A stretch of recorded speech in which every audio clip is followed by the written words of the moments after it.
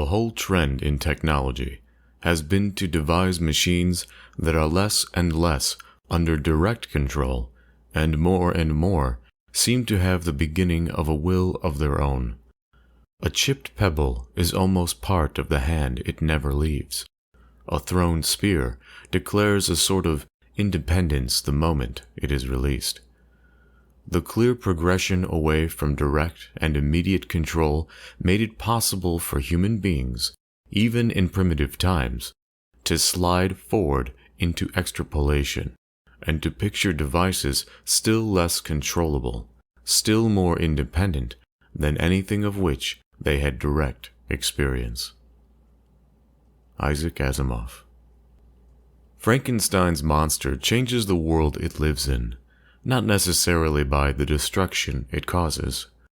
Its mind transfers from once being a man, to dying, to becoming the parts of several men. A new technology that changes not only possibility, but perception.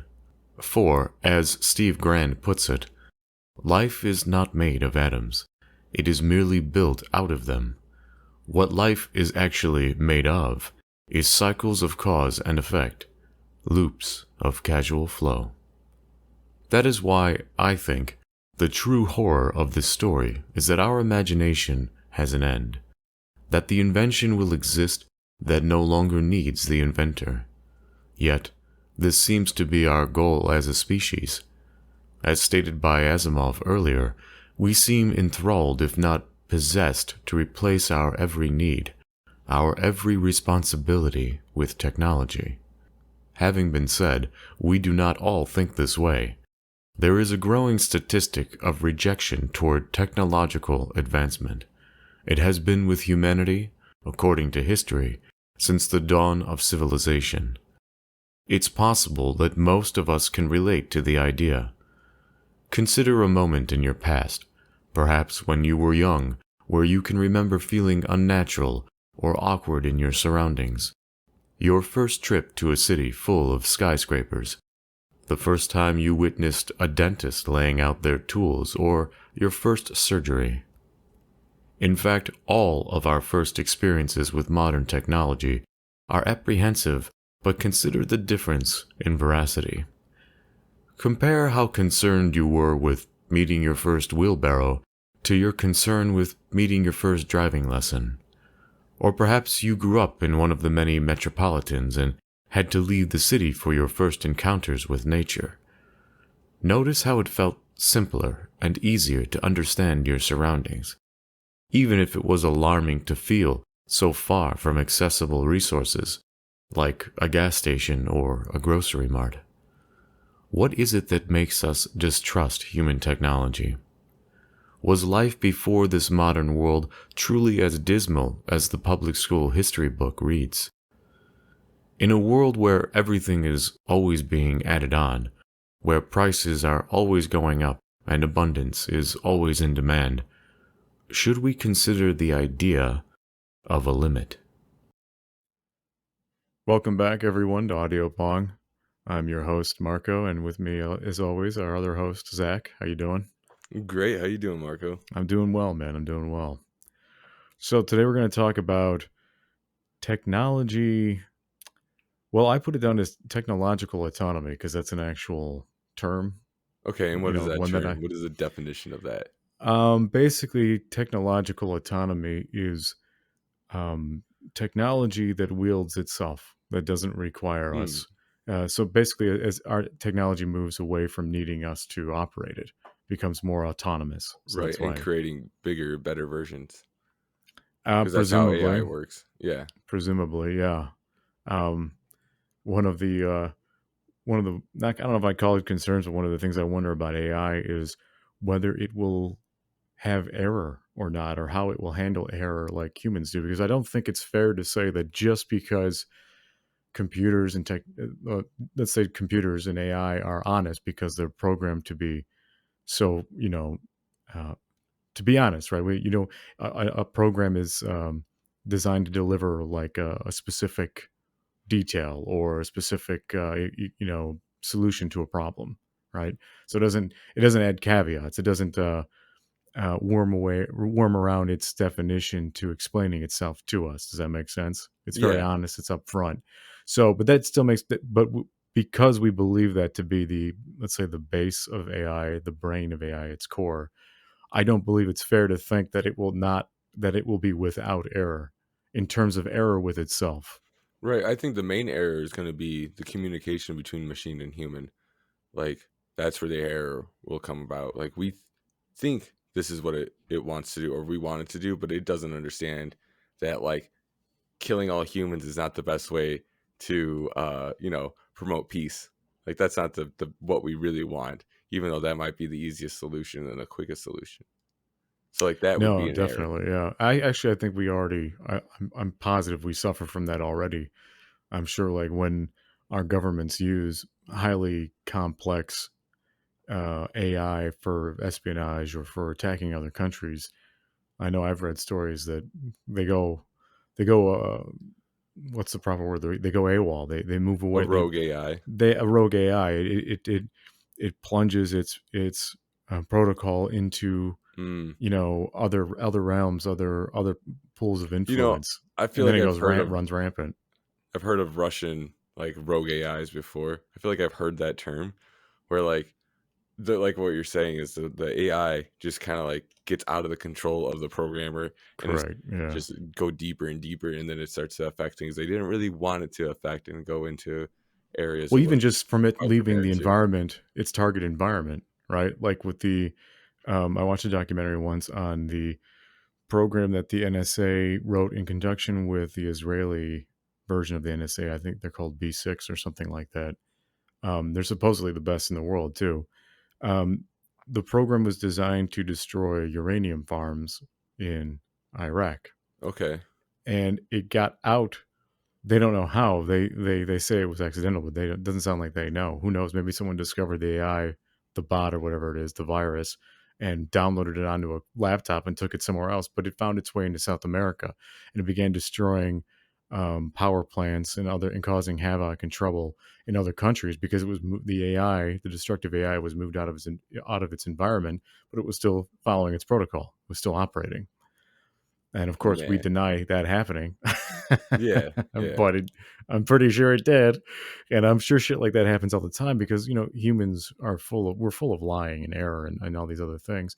But that's what brings to question. I've always had my whole life I've had this idea of, as I mentioned in the intro, a limit. What is it that why are we so hungry to always be advancing, always to be creating a new technology? I'm not saying that Well, I mean, you we feel should that be drive though Amish, too, don't you? but I do, You but feel the drive to always get in some the next level. I do, but when I spend time with that emotion, with that line of thinking, I Hmm. discover something very troubling. It isn't me. It isn't natural. It's habitual. I feel like I was Really? raised to be that way, as opposed to I am that way if I'm left alone. And every day, really, I I sort don't of know. For reevaluate that. maybe yeah, that could. I'm not saying you're wrong for yourself. Like that Hmm. definitely could be true for you. But for Yeah, me, like just taking COVID like lockdown, dude, I fucking flourished. I went ham on everything. I went bigger and better on everything I did and everything I wanted.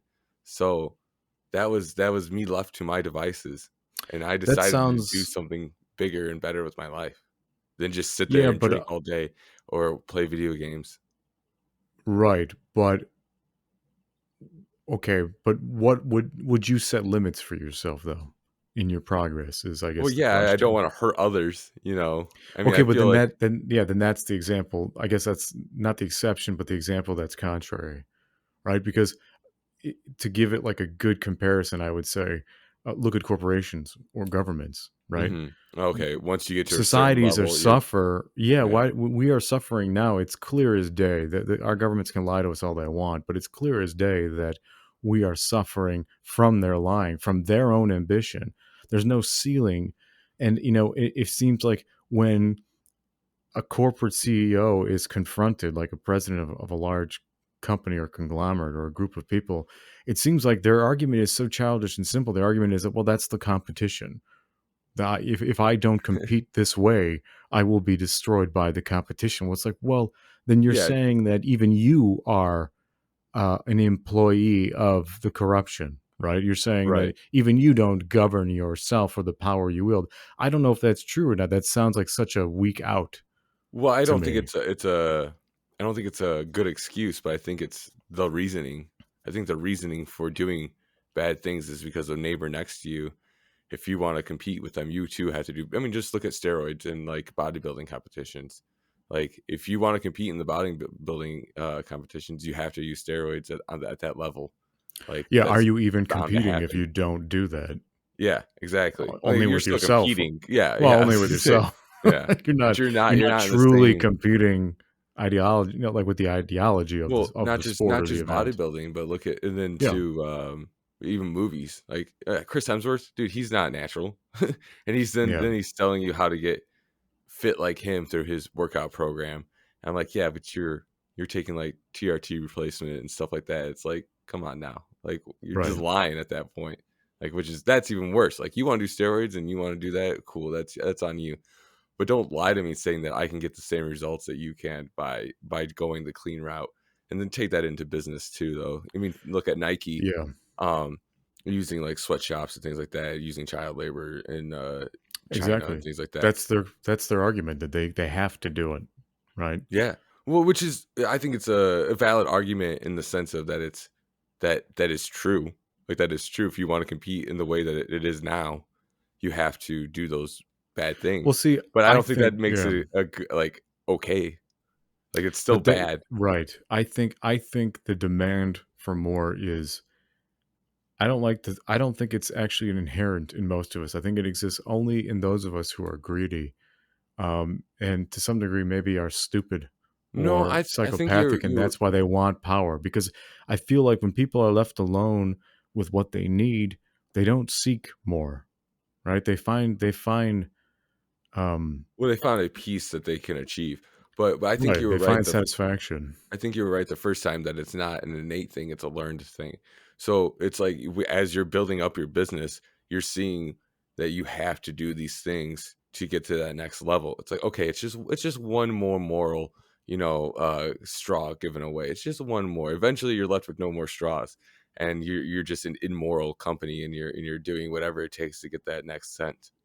Because it's not even about dollars at that point. At that point, it's about like pennies that add up to billions of dollars. All right. That goes back to the conversation of exploitation and irrelevancy, because the exploitation of the human, of the person, the laborer, Mhm. is to make them like an autonomous technology, to make them who puts it, someone, and someone smarter than me put it very well once, where regardless of what your political view is, the the perfect liberal human being is not a healthy thing. It's like putting a slug into a socket, right? They have, you remove their discretion, their imagination, their contempt, anything that is positive or negative about them, and you make them this gray thing that they're just Okay. open to anything. In other words, I'm really bad with those kinds of terms, but what is a liberal person? that what I just described, somewhat like the a truly liberal like framework for the ultimate liberal mindset is someone who's completely open to anything, which Okay. is, I guess, in modern society you would refer to it as like a woke person, right? Right. Someone No, I that get what just you're says saying. okay to anything. So like any identity I imagine, you're just open to, you just accept as reality. You don't question, you don't discriminate, you don't discern, you don't question, you don't. Did I say that twice? It's important. That's why I said it twice. Yes. You don't study. You know. Um, And that I, includes good things and bad things at that well, point. that's the thing. I mean, Okay. that is the power of discrimination. I mean, when I say discrimination, I mean I don't mean illogical or prejudice Mhm. discrimination. I mean the ability to discern, or not the ability. That's a whole separate thing. But the will, the courage to discern what is good and bad. Right. Mhm. And it's put, it's put excellently in the movie Planes, Trains, and Automobiles, when Steve Martin finally loses his calm with John Candy in, after his car has been burned and destroyed and they're in a motel.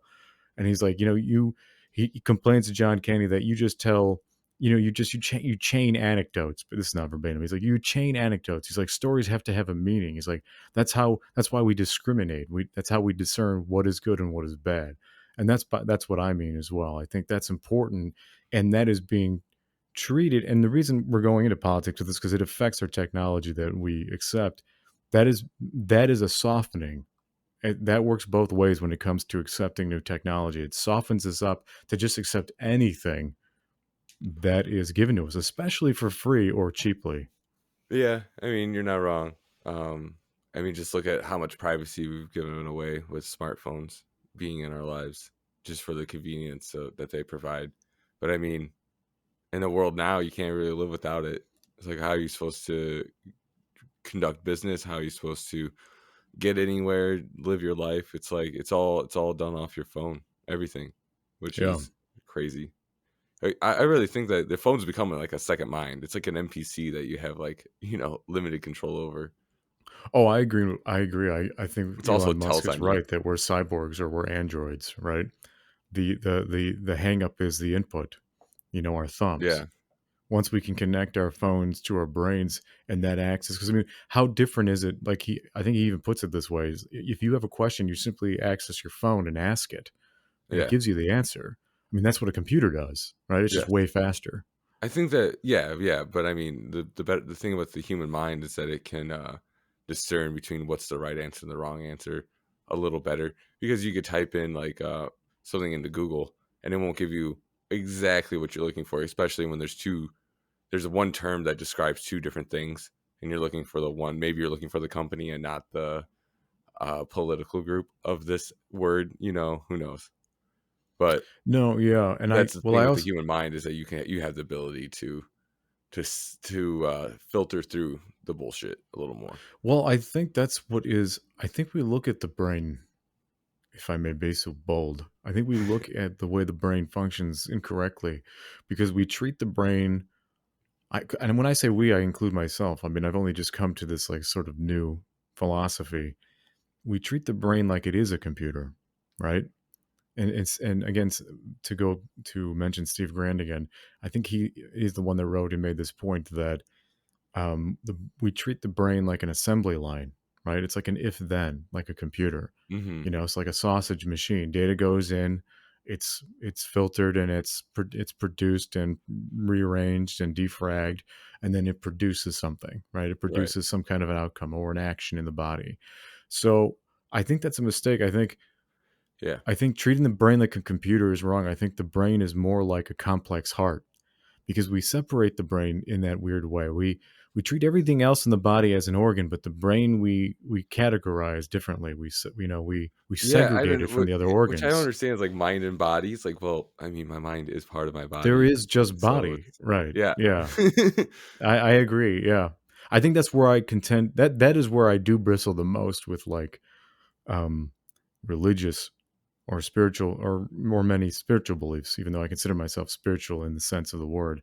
Um, that there's something separate between your mind and your body, like you said, as if like Casper the Friendly Ghost is driving a taxi, and the taxi is your limbs and your heart and all these things that are important to you, make you what you are, and Hmm. yet they are somehow subclassed. That because the driver's the important one, the spirit, the ghost that is operating this whole thing is Right. separate. Well, if I lose a finger, I'm still gonna be pretty upset that I lost a finger, just as much as I Yeah, would I be if mean, I lost some of my right. mind. Yeah, I mean, it is funny. It is really silly to me. I mean, also consider the failure in like the logic of believing that your body's run by a spirit. Because if I am run by, let's say, the spirit of Marco, right, whatever that is, I never get to meet that Marco. He is, for all intents and purposes, a separate being, because I Well, never get isn't to the talk spirit to of him. Marco your consciousness, No, that's what I'm saying. I never get to communicate. My thoughts just arrive, so I never get to actually communicate with what is actually piloting my physical body. So that's two separate things right there. So how could they be one? That makes you no don't sense. communicate with yourself. You don't talk to yourself. Yeah, Like I don't think you you even have. understand what I mean. What I mean I is guess like not. the function. If you believe in a spirit, in a soul, Hmm. right? You have to understand or believe also that you never directly communicate with that. It runs you. You are the last thing to know what is going on. It delivers your thoughts, but it can't be you if you are something separate. If your body is something separate, since all you have to operate in this physical world, which is the only world we know, is yourself, is your body.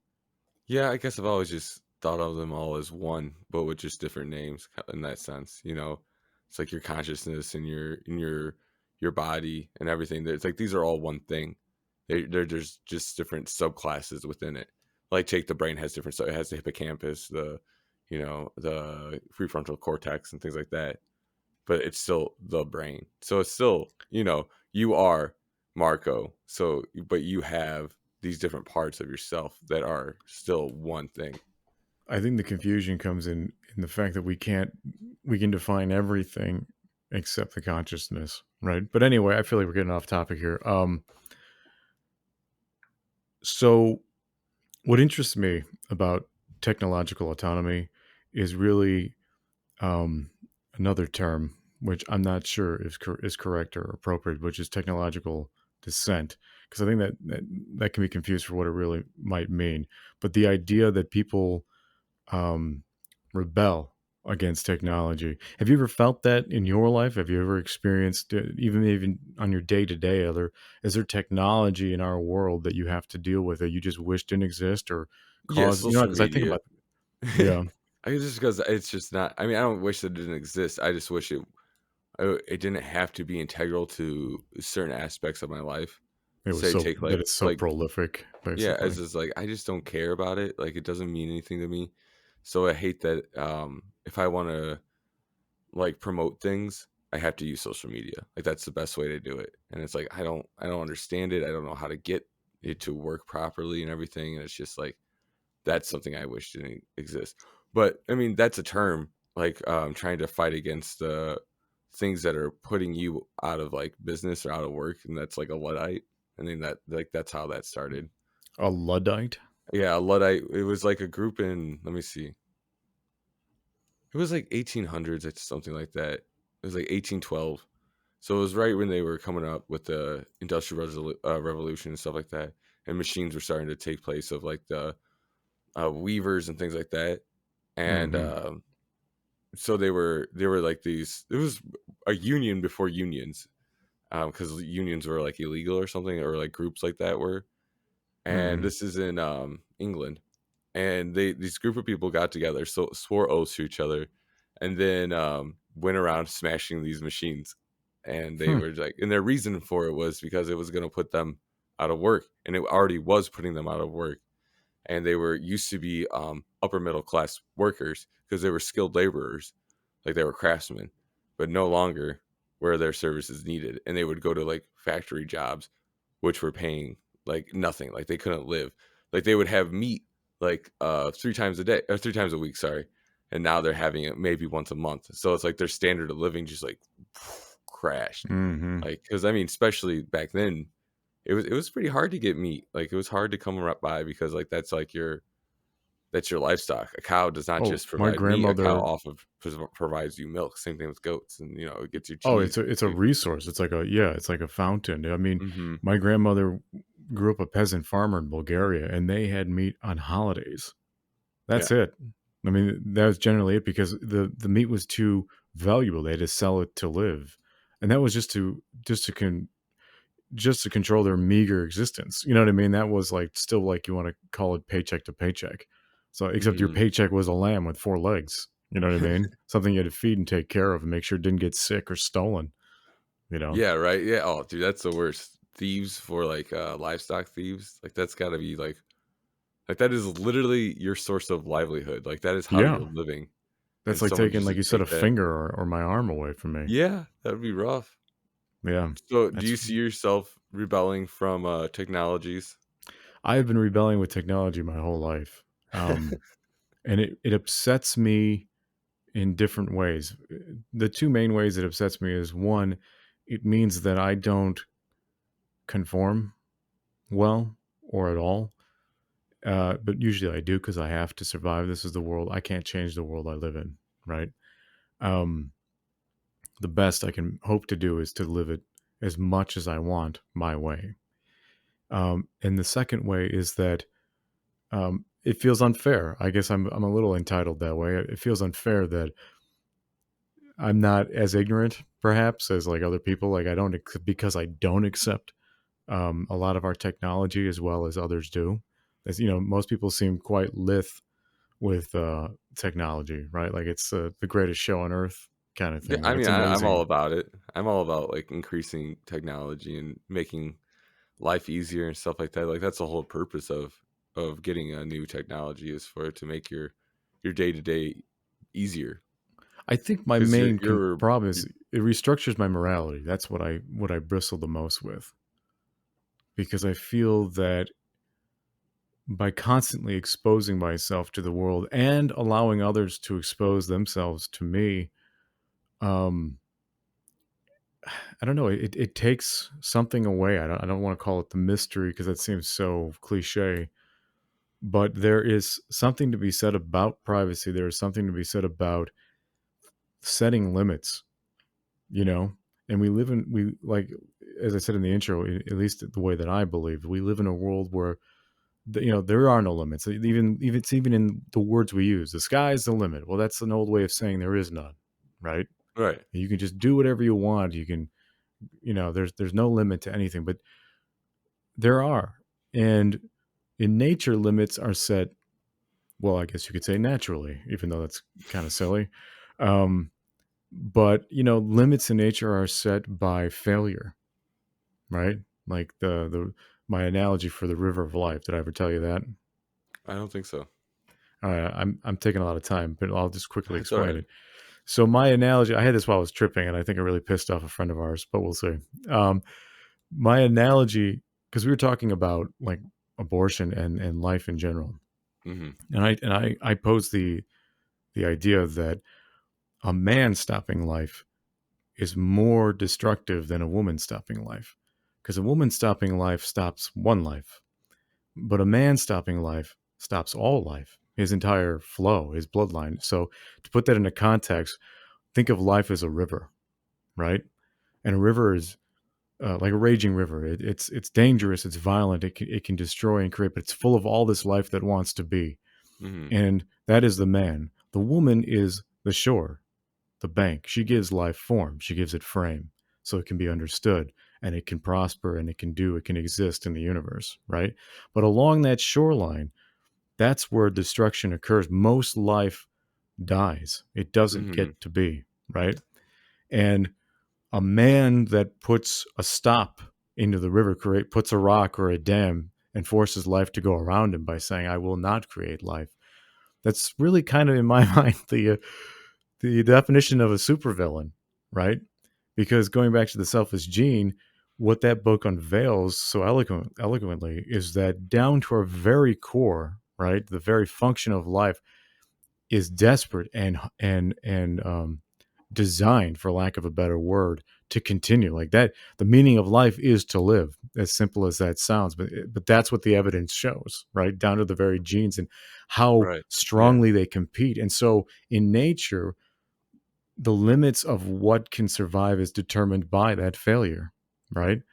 And you might even make another, I'm going to make another strong comparison, but again, I'm not trying to be provocative. I'm just trying to make a strong comparison. Is like, think of like how we live, think of all the modern science and access we have to medicine, modern medicine, that allows life that on its own, and by life I mean human life, that on its own would probably perish, right? People born with out Right. their limbs, or with a severe palsy, or any number of like Well, genetic defects, right? just look at C sections.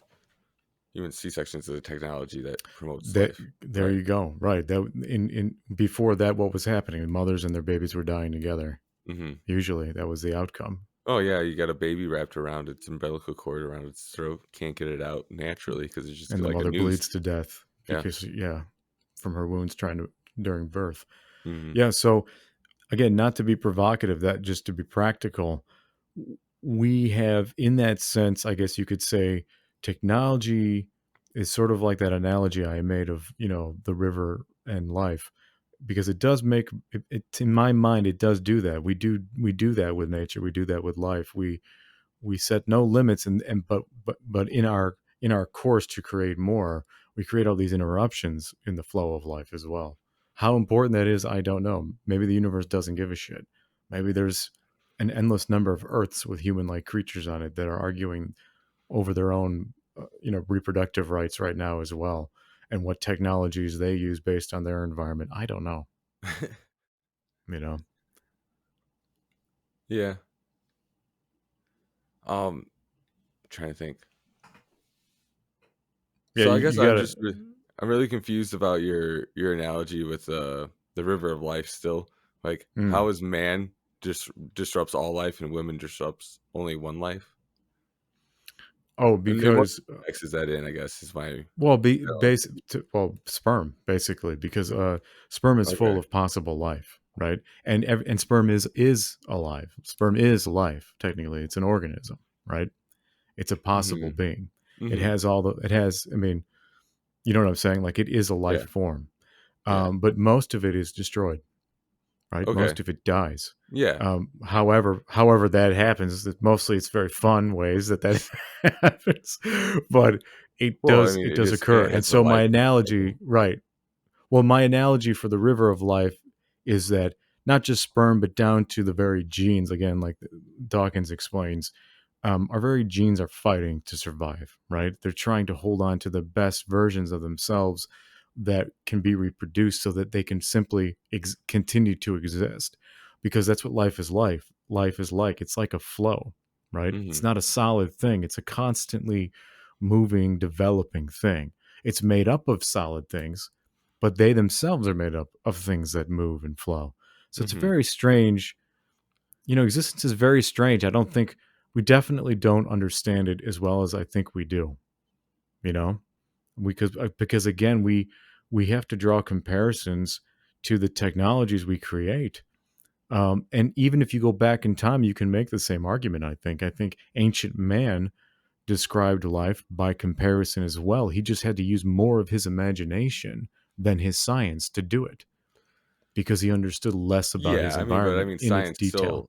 I think science still requires imagination, requires abstract thinking. No, it does. I'm just saying the But amount yeah, of imagination, the gap is closed, or at least is less imagination now and more science than it was, say, 1,000 years ago, right? Because 1,000 years ago, science was mostly observable, right? We didn't right. have Yeah, microscopes. We didn't understand germs or or germ theory or any of those things, or yeah. the fact that organisms, yeah, That alone, germ theory, just like wash your hands and you won't have patients dying on the table. What? Like that yeah. that I mean, alone it's is still kind crazy of a that we just never magical thought idea, about right? that. It's like, Yeah. yeah, Well, because wrap you your head can't around see it, it, right? You can't see germs. right? It's like air. It's like yeah, there's this thing there, I guess, but I can't see it, and I can only see it when there's dust there. Well, it's the same thing with germs. You can only see it when you have like a microscope and you get down to this sub world that exists. But yeah, so I guess technology is supposed to bring happiness, right? Like that's kind of Is the it? idea. Well, isn't that why you buy things that are I like think yeah, that's why you buy technology a brings phone. That's why. profit.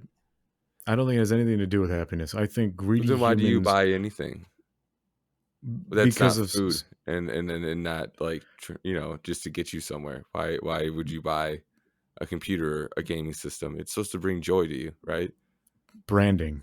It's a psychological effect that has been in. That's why I consider most of my thought habitual, not natural.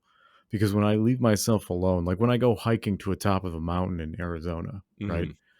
and I sit there for it takes at least an hour for my mind to clear, for the noise in my mind to clear. And by noise, I mean like actual noise I think I can hear, not just thoughts and visits from memories and weird shit like that.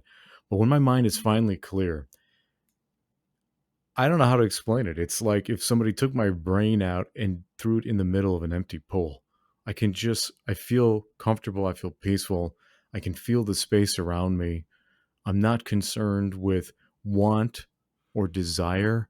When I have that clarity of mind, I don't, I no longer feel like a desire to get the next video game or to go and play or to go out drinking with my friends or to get the next like, bliss on tap resource, right? Yeah, but you That couldn't. fades. Do you think you'd be just as happy living in that state though for a year, I don't think I'd be living as in the happy. middle? I think I'd be more happy. I You think think you'd be there's more happy in a year than you were in that next hour of being on the top? what do you mean? So you said it took you an hour to get to Mm-hmm. that point of that state of mind. But Mm-hmm. if you lived in that state for a year, you'd be more happy than after that first hour.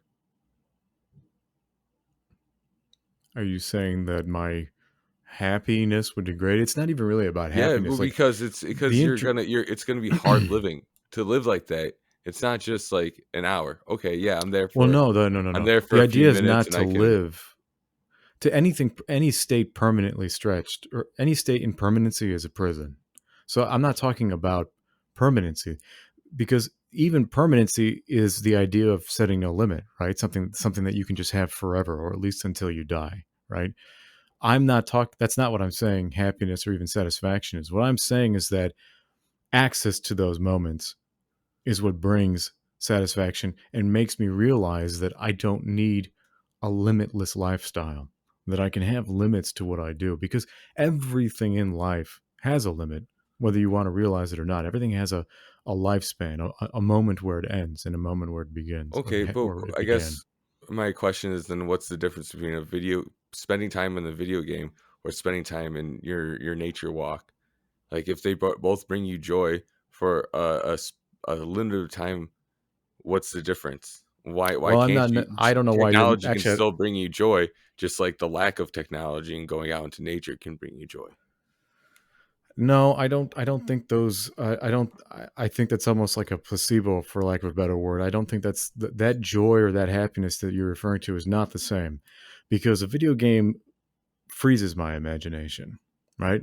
It turns me off. It allows me to be anesthetized, or even, yeah, not anesthetized. What's a better word? Almost like yeah, anesthetized. Like I'm being put under an anesthesia. My imagination is completely shut off when I play a video game, because the imagination is from some another source now. It's being presented to me. All the fantastical things that I see in a video game or a movie, or even in a TV show or what have you, when it's all visual and it's given to me like that, it's no longer using tapping into my imagination.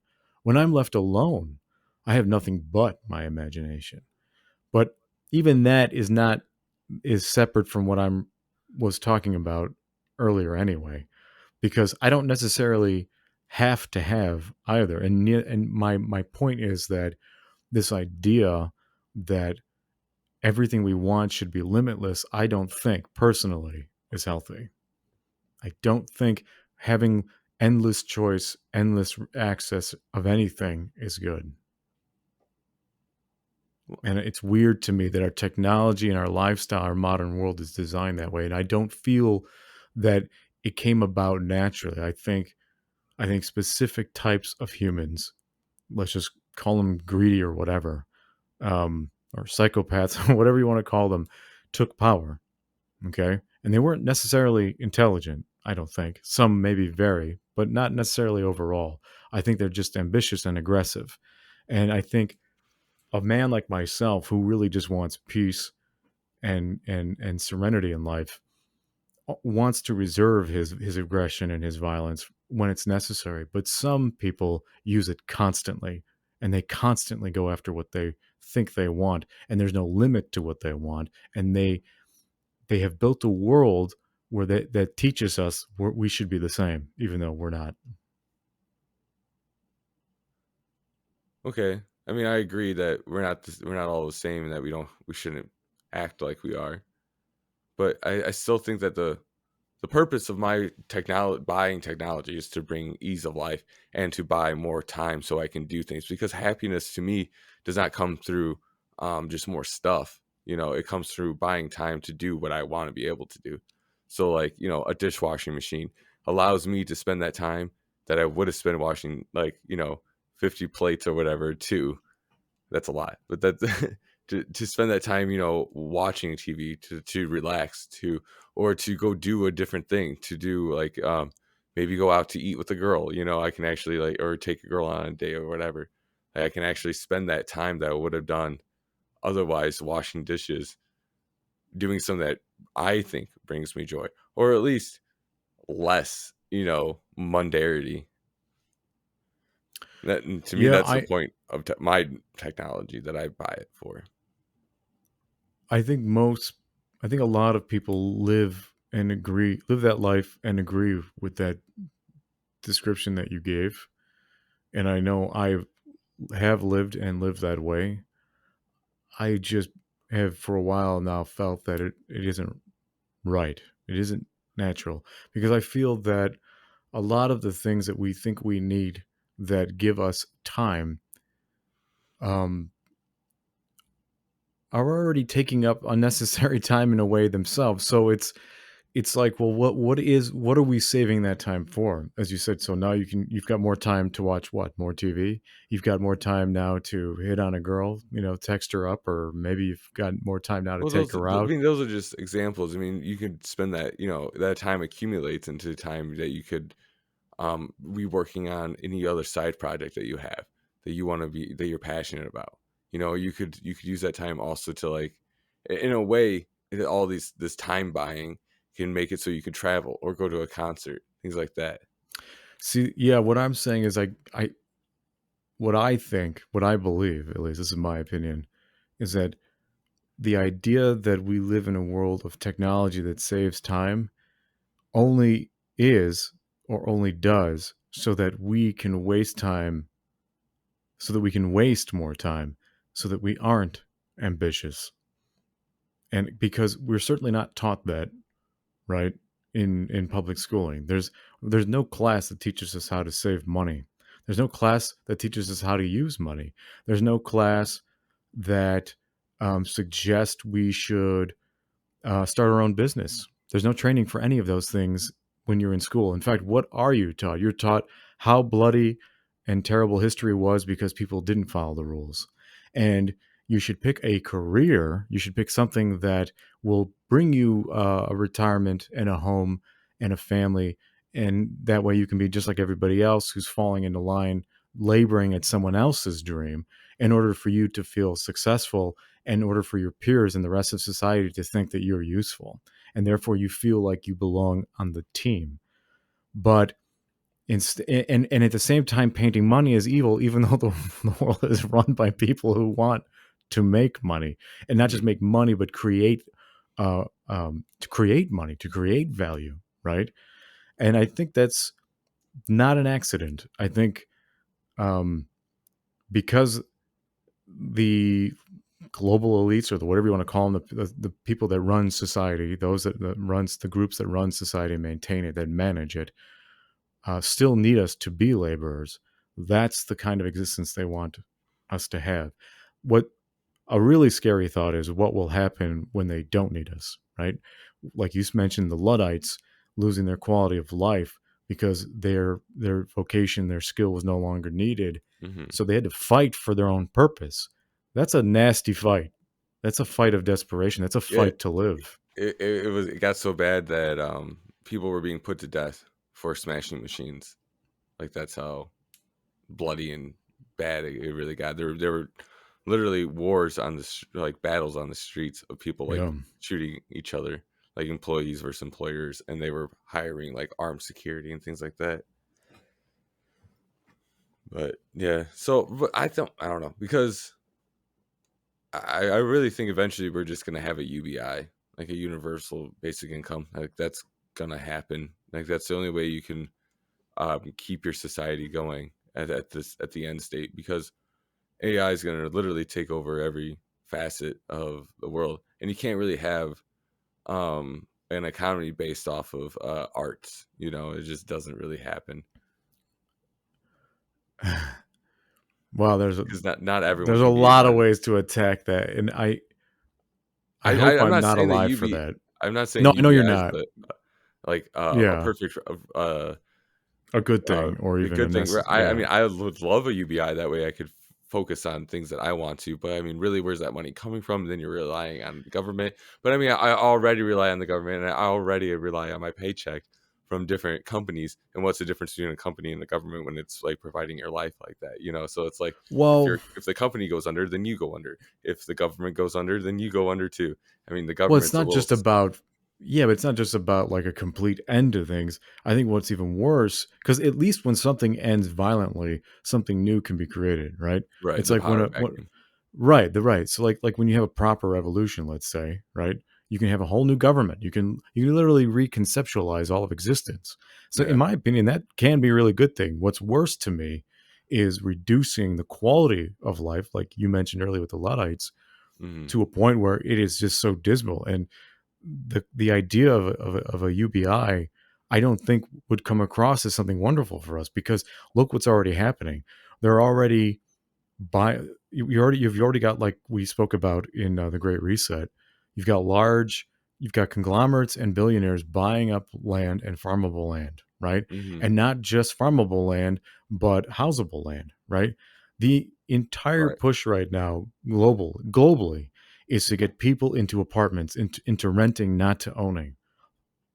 I think about that a lot because that is an example of what they really want. They want us reduced to a UBI, okay?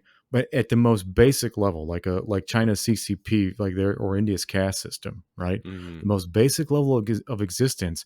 But that doesn't mean that now that you just have all this free time and a free paycheck to go do other wonderful things, your access to wonderful things doesn't exist anymore. You're now reduced to a much lower quality of food, of entertainment, right?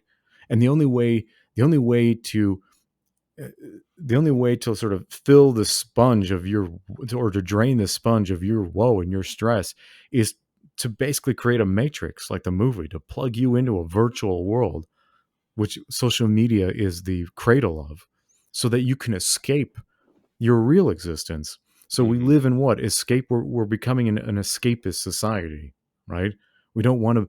We don't want to be at one with nature anymore. I mean, we've separated ourselves in every way we think we can. I mean, we we live behind walls our whole life. You know, we're Hmm. never really we're outside as tourists. We don't live outside.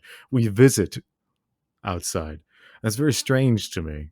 I mean, what do I you mean, think? it's strange to the rest of the world, the animal world. Yeah, for sure. Like we are definitely unique in that circumstance. That I agree. We visit the outside. We don't really live in the outside anymore. Um, I don't know if that's a bad thing. I think it's not good when you are forced to be outside and then you don't have the skills to survive or the Well, it's a bad thing for modern man. It's a bad thing for us because we're the dog, we're the house dog or the house cat, right? Our muscles are weak, our wit right. is Yeah. weak, our instincts are dulled, right?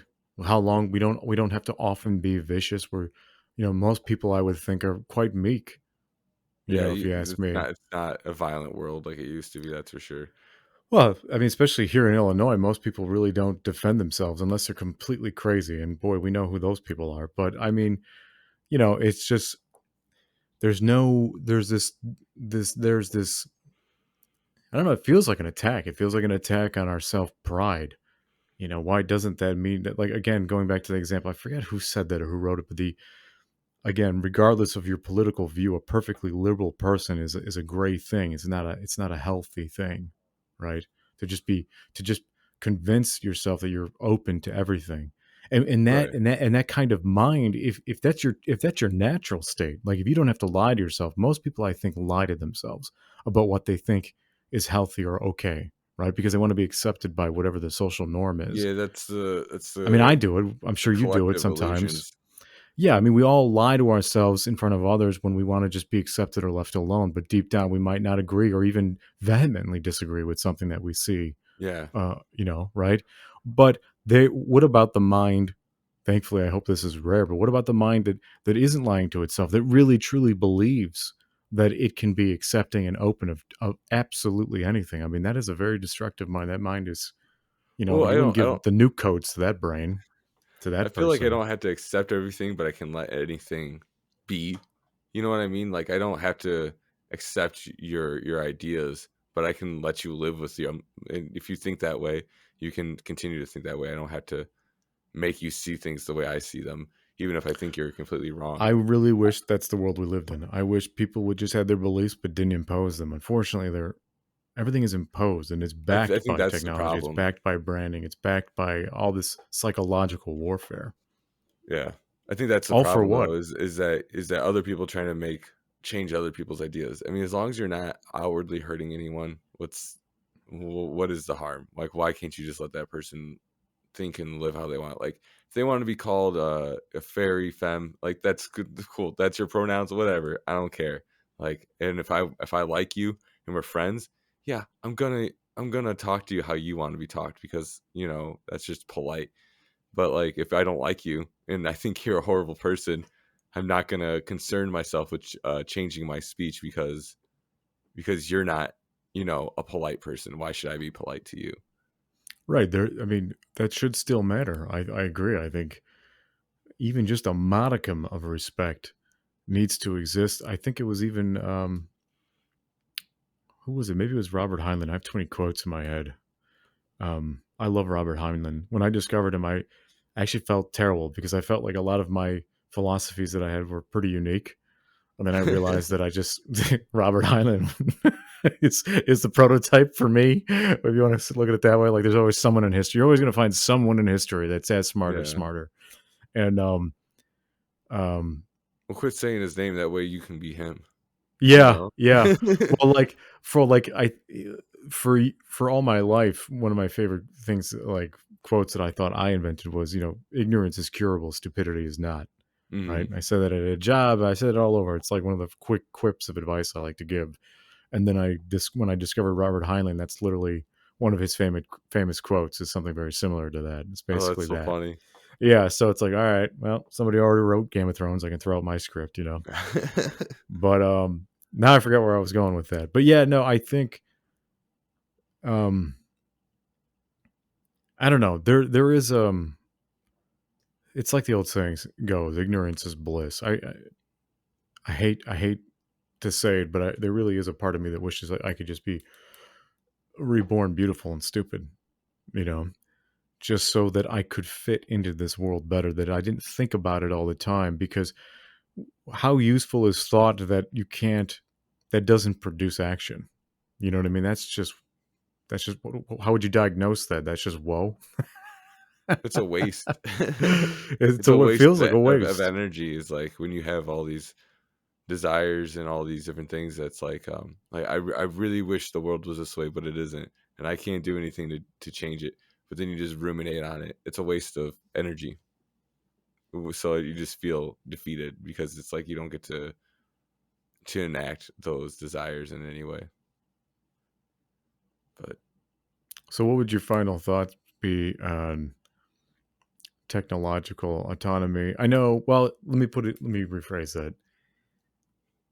If you could change one thing about our modern world as far as technology is concerned, what would it be? not me being the product. Like I don't Mm, want. I'm tired of because when by the time that I found out that I was the product of social media, of anything that runs off of ads, and my data is being sold by what I view and all that stuff, I was already in too deep. I already had like my fingers in the pie, so I couldn't retract easily. So if there was anything that I could change about technology, it would be that the user was no longer the product. yeah. What would you No, change? no, that you nailed it. I can't think of a better answer than that. I don't want to. That's perfect. I agree. I think that's something it's funny because I've been thinking about that pretty much since I was a teenager. I want to say ever since I was 14 or 15 was my first major like enlightenment phase. That's when I Mm. discovered it's really I started reading a lot and I started like educating myself on any topic I could find. Like, I mean, even if it was benign or silly to me, like witchcraft or woodworking, like I have books that, like, if you could see my old library of books, you'd be like, what the hell is this guy? Is this guy the next Ted Kaczynski? Like, what is he gonna do? Like, build a summoning hut? You know what I mean? Like, this is so weird, like my book layout. But that was something I've always felt that we are exploited, you know, Hmm. and Yeah. that it's so sad that what saddens me is that we could be living in this, that we do live in a beautiful world, and even though nature itself is nuanced and violent, that is part of its beauty. And I would rather live in some version of that kind of balance as opposed to this casino that we live in, right? This loud, boisterous, violent, theme park that is modern life. And it really upsets me that we have been convinced since birth that this is what reality is. This is what life should be. This is what we should be doing with the earth. This is what we should be doing with ourselves. And I guess what we should eventually be doing with the universe. I mean, can you imagine? I mean, imagine, take the example of the AI I gave earlier, being falling in the wrong hands and then spreading to the wrong environment, and Yeah. apply that to humanity. Imagine if we escaped Earth. My God, what would we do to the universe, right? How much more iron do we need? How many more tablets and humans do we need to create? And what do we do with that profit? Is it just for opulence? Is it just for more sex with 14-year-old hookers on an island? Is it just for more supersonic jets to get us to like the best cocaine? You know what I mean? Like, what is it? What are you really all doing that for? What is all that flex, that bend of power? Is it just pride? Is it just ego? If you lost it, how difficult, how terrible would your life really be? And I just, that thought saddens me the most, that's the world we live in. This gross place, this perverted place. And I'm an atheist. I think it would make more sense if I was like a Christian or something, because then I could just say, "Oh, that's the devil's work. I Oh, gotta you would believe, have I gotta something to make sure I blame. pray." And yeah, Like I'd have someone to blame and someone to thank. I don't. That's yeah. that's like, what was that movie with Mel Well, you Gibson? do. It's just your fellow human. Yeah, no, that's true. You're right. I No, mean, there is someone to thank and blame, and that's us. I just yeah. wish. I think maybe there you go. Maybe that's a philosophy we need to adopt, is giving ourselves credit and blame like we should be doing, Oh, for but we sure. don't. That's one of the things that frustrate me the most is when you thank God for when things go right and you blame the devil when things go wrong. It's like, no, that's just kind of like what happened. That was either your fault or maybe it was just the random number generator. It was just time, like because eventually something will go wrong. You do the same thing over and over again. Eventually something's going to happen. You can't stop it. So I really think that it's up to you to do all you can to make the best possible outcome. And if it doesn't come into fruition, well, then it just didn't work out. You did all you can, and that's okay.